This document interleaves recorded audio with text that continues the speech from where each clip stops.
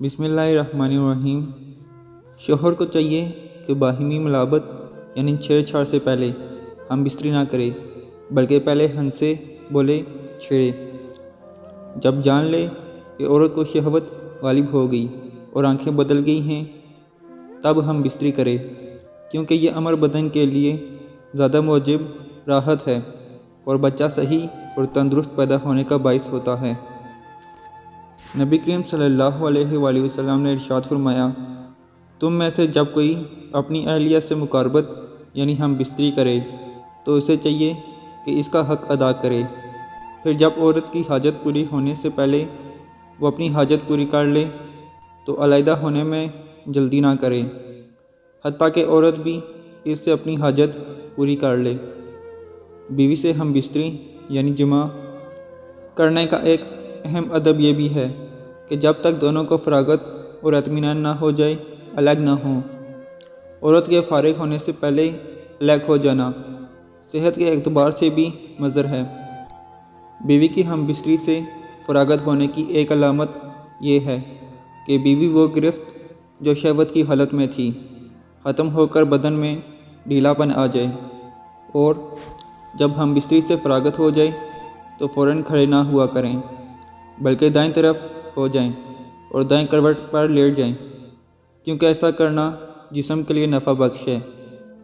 میاں بیوی کے تعلقات میں کچھ ایسے ایمان ہیں جن کو ہم معمولی سمجھتے ہیں، جو شریعت میں سنگین جرم ہیں۔ کبھی کبھار لگتا ہے کہ یہ بے حیائی کی باتیں ہیں۔ یہ بے حیائی نہیں ہے، یہ شریعت کا علم ہے۔ ہاں، ہم اس طرح کی باتیں اپنی خواہش کے مطابق کریں تو یہ بے حیائی ہے۔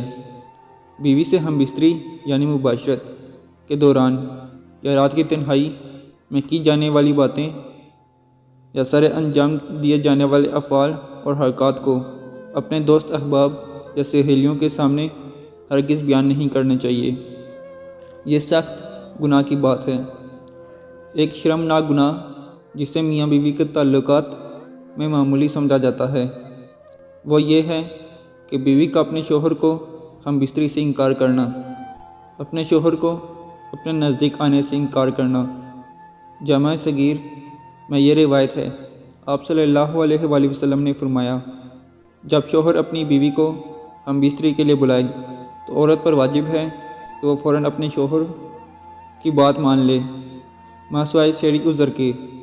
شرعی عذر کی وجہ سے بیوی انکار کر سکتی ہے، یعنی ایسی کوئی شرعی مجبوری، مثلاً حیض، ماہواری وغیرہ ہو تو وہ ایک الگ بات ہے۔ ایک اور گناہ جو میاں بیوی کے تعلقات میں عام ہے اور اس کو معمولی سمجھا جاتا ہے وہ یہ کہ حیض کی حالت میں اپنی بیوی سے ہم بستری کرنا یا ایسی جگہ سے کرنا جو کہ غیر فطری ہے۔ جس شخص نے حیض والی عورت سے ہم بستری کی یا عورت کے پیچھے کے راستے سے اپنی خواہش پوری کی تو وہ شریعت کا منکر ہے۔ اس نے شریعت کا انکار کیا۔